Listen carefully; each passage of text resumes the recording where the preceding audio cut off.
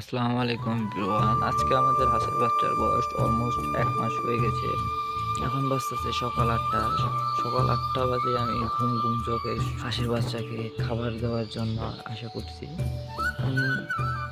হাঁসের বাচ্চাগুলো খাওয়া দেওয়ার সাথে সাথে ওরা পাগল হয়ে গেছে, কারণ ওরা সারা রাত খায় না। আমি যেহেতু হাঁসের ছোট খামারি, আমার এখানে হাঁস আছে সর্বমোট ১০০। এই ১০০ হাঁস নিয়ে আমি হাঁসের খামার যাত্রা করছি, বাকিটা আল্লাহ ভরসা। যাই হোক,